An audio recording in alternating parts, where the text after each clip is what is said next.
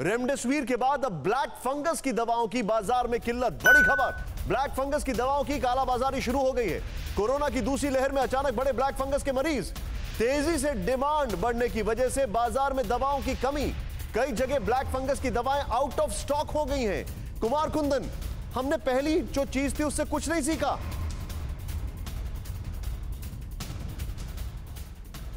देखिए, कोरोना के side effects के तौर पे कई बार देखा गया, कई जगहों पे देखा गया ब्लैक फंगस बीमारी आई। और जहाँ तक मेरी जानकारी है, डॉक्टरों के पैनल ने सरकार को पहले ही आगाह किया कि इसकी जो दवाई है उसकी किल्लत हो सकती है, क्योंकि इसके डोजेज जो है काफ़ी लंबे चलते हैं। एक एक इंजेक्शन 4 हफ्ते 6 हफ्ते तक मरीजों को दिया जाता है। इसके अलावा अगर गोली की भी बात की जाए तो जो गोली है वो भी लंबी चलती है, 1 से 2 हफ्ते का डोज होता है। ऐसी स्थिति में ज़्यादा ज़रूरी है कि इस दवाइयों का पहले से स्टॉक किया जाए, क्योंकि जिस हिसाब से केस बढ़ रहे हैं उस हिसाब से आने वाले दिनों में परेशानी हो सकती है। लेकिन अभी जो हमें खबर आ रही है, महाराष्ट्र में, उत्तर प्रदेश में और कई जगहों पर इस दवाई की भारी किल्लत हो गई है। और लेकिन ये मैं समझ नहीं पा रहा हूं कुमार कुंदन, ये संभव कैसे है? मतलब क्या हम लोग प्रियम नहीं कर पा रहे? एक गलती बार बार हो तो फिर वो गलती नहीं आदत बन जाती है।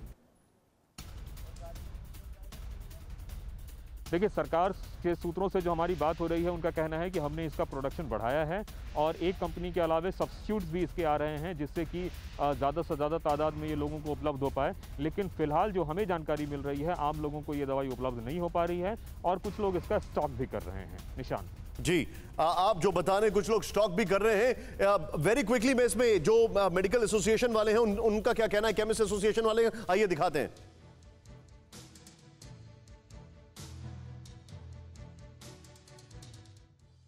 आफ्टर कोरोना, जो कोरोना में स्टेरॉइड्स, हैवी स्टेरॉइड्स जाते हैं, इस वजह से जो ब्लैक फंगस फैल रहा है, अब कंपनियों के पास इसका इतना स्टॉक नहीं है। केस इतने ज़्यादा बढ़ चुके हैं इसके, मार्केट में कहीं अवेलेबिलिटी नहीं है, किसी डिस्ट्रीब्यूटर्स पे अवेलेबिलिटी नहीं है। इसका ऐसी स्थिति चल रही है और ये लिमिटेड 7-8 कंपनियाँ ही बनाती है इसको।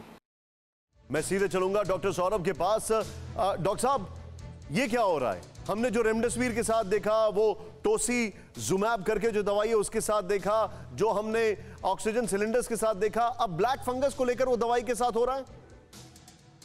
बिल्कुल निशान जी, अब जैसे कि हम लोग देख रहे हैं कि कोविड के साथ जुड़ा हुआ एक ब्लैक फंगस नाम का एक जो है अलग ऑर्गेनिज्म लोगों को बाद में हिट कर रहा है, तो इसकी दवाइयों की काफी शॉर्टेज और फिर दोबारा से ब्लैक मार्केटिंग स्टार्ट हो गई है, जिसपे हमें समय रहते कार्रवाई करनी पड़ेगी बहुत जल्दी टास्क फोर्स के रूप में। और जो हमारे वेंडर्स हैं दवाओं के, उनको इसकी अवेलेबिलिटी जो है सरकार की तरफ से उसके ऊपर मॉनिटरिंग करनी पड़ेगी, क्योंकि जैसे जैसे केसेस बढ़ते जा रहे हैं ब्लैक फंगस के, तो वही रेमडेसिविर वाला और टोसिलिजुमैब वाला हाल स्टार्ट हो गया है।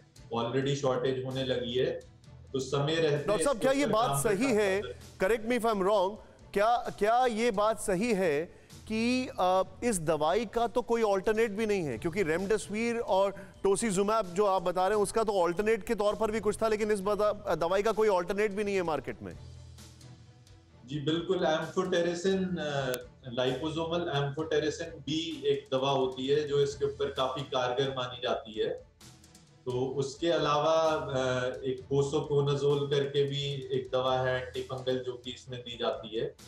बट दोनों ही दवाओं की काफी कमी देखी जा रही है, तो इसलिए बहुत ज्यादा ऑल्टरनेटिव्स हमारे पास है नहीं इसके लिए।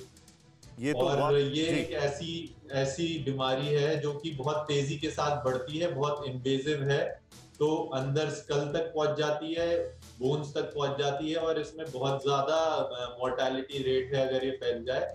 तो टाइमली इंजेक्शंस मिलने इसके अगेंस्ट जो काम करते हैं वो बहुत जरूरी हैं।